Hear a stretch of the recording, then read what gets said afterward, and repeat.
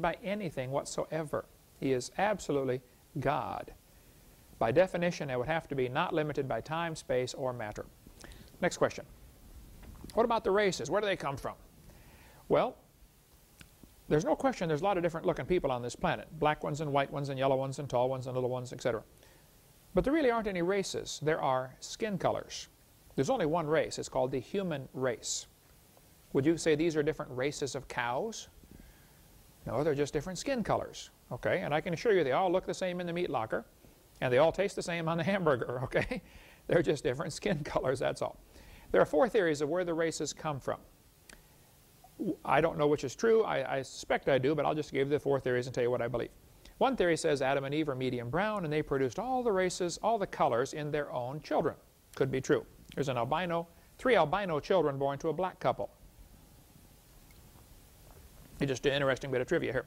The second theory, which I do not believe, it says the Lord put a mark on Cain in Genesis chapter 4, lest any finding him should kill him. And they say Cain became a black person. I don't buy this for 1 second, but a lot of churches do. The Mormon church teaches that the Negroes are not equal with other races. This is what the Mormon church teaches in their doctrine book here in 1966. They say it's the Lord's doing. It's based on his eternal laws of justice and grows out of a lack of spiritual valiance of those concerned in their first estate. Lack of spiritual valiance. What do they mean here? Well, I had a couple Mormon missionaries knock on my door one time, and they said, Mr. Hovind, we'd like to talk to you about the Lord.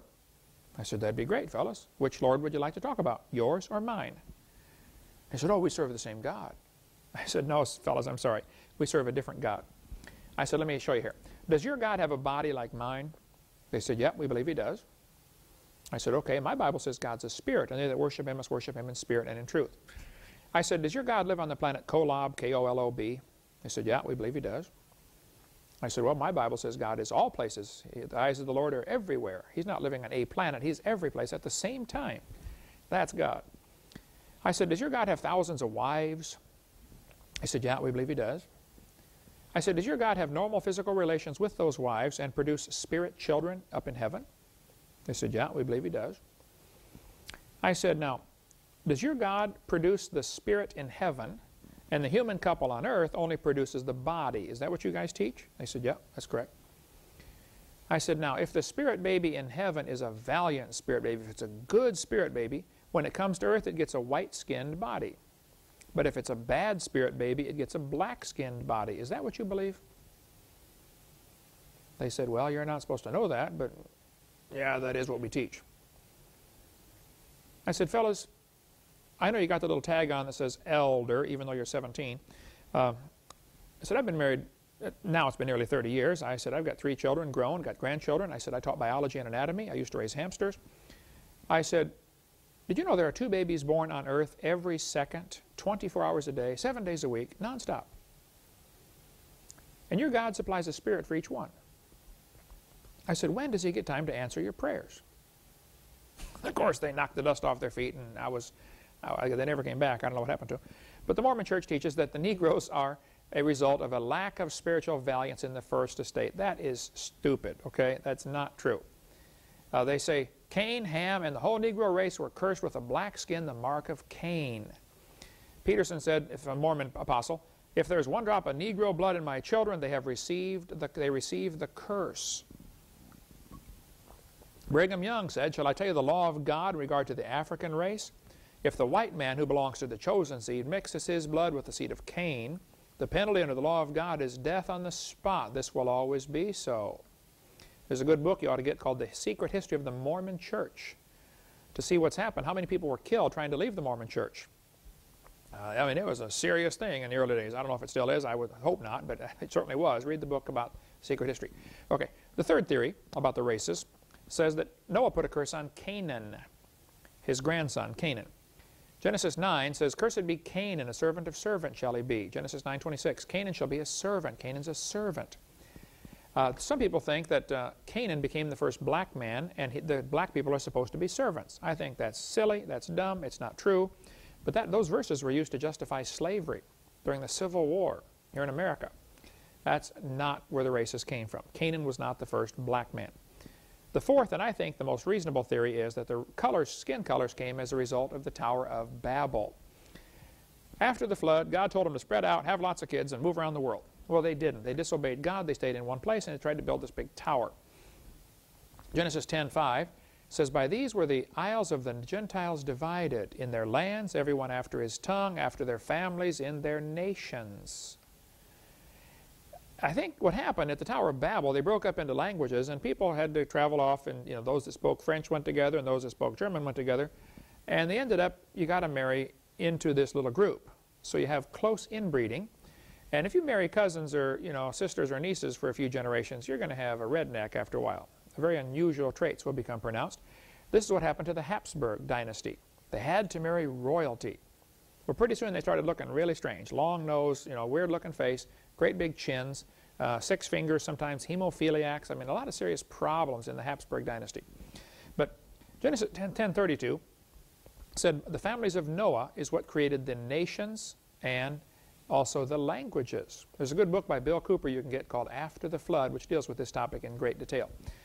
One of Noah's sons, Japheth, in Genesis chapter 10, had about 14 kids or grandkids. It's kind of tough to count. If you go through Genesis, you'll see. It's called the Table of Nations. Very interesting story. But Ham had 31, roughly 31 kids or grandkids, and one of those was Canaan. It's only one of his 31 kids and grandkids. The Bible teaches us that Egypt is the land of Ham. It says so in Psalm 105. Egypt is the land of Ham. And in Psalm 106 it says, the wondrous works in the land of Ham, which is Egypt. There's not a whole lot of question among most Bible scholars that Africa is the land of Ham, the Hamites. So Noah's 3 sons, Shem, Ham, and Japheth, Ham settled this direction down in Africa. And the black people predominantly originated from Africa.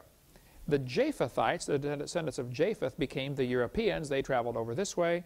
And the Shemites became the Orientals. They traveled, Chinese, Japanese, etc. Shem had about 29 kids or grandkids. Makes up a total of roughly probably 75 original languages. So I think the original, after the Tower of Babel, broke up into maybe 60, 70, 80, or 100 different language groups. I think it's pretty obvious that probably English, German, and Danish had an original root language that was the same. I think probably they have originated from the same language. This is English, for instance, from 1,500 years ago. Now, I can't read but one word on the page. That's duh, the first one. So the English has changed radically in the last 1,500 years, and Spanish, Italian, French, and Latin probably had a common root language. Nobody argues about that. I think a lot of the original languages contain the gospel story. For instance, in Chinese, you see the symbol for boat in the upper right-hand corner here is a combination of the symbol for a vessel, 8, and mouths. 8 mouths in one vessel. That's Noah's Ark. So a boat is the symbol for 8 mouths in a vessel. The symbol for garden is dust plus breath plus 2 people in an enclosure. The Garden of Eden, 2 people made from the dust of the ground. There are some great, great books on the Chinese language and how it contains the gospel story. Another book called God's Promise to the Chinese. You can get either one of these through our ministry here. I think God made everybody of one blood according to Acts chapter 17. So you're not superior because of the color of your skin. Malachi said, have we not all one Father? We all came from Noah, folks, and nobody's superior because of the color of their skin. They've been searching for the Adam and Eve, according to Science magazine here, Newsweek magazine. They say we had a common ancestor, one woman who lived 200,000 years ago, mitochondrial Eve. Then later they did research and said, wow, maybe it was only 6,000 years ago because they found that mitochondria changes quicker than they thought. And then they said, oops, we know that can't be right, so we're going to keep searching. The fact of the matter is, the Bible's right. About 4,400 years ago, we all came from Noah and his descendants. Noah's 3 sons, of course, may have been married to sisters or may have been married to somebody other else from before the flood. I'm not sure what the diversity was in the before the flood back then. Okay, next question. What about cloning? Well, I think cloning is an interesting genetic trick, but it's not producing anything new. They're taking a DNA code that already exists and transplanting it.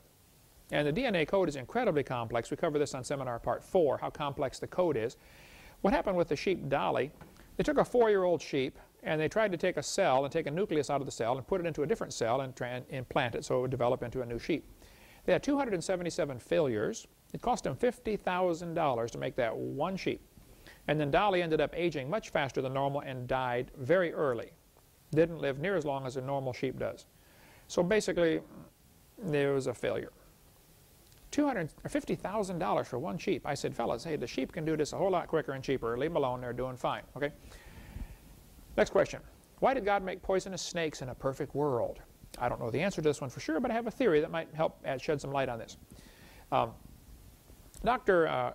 Guderian in western Ecuador has treated 300 cases of snake bite with electric shock. They use a stun gun. If you get bit by a poisonous snake, if they get you within the first, 30 minutes, they will take a stun gun and shock the site of the injury where you got bit,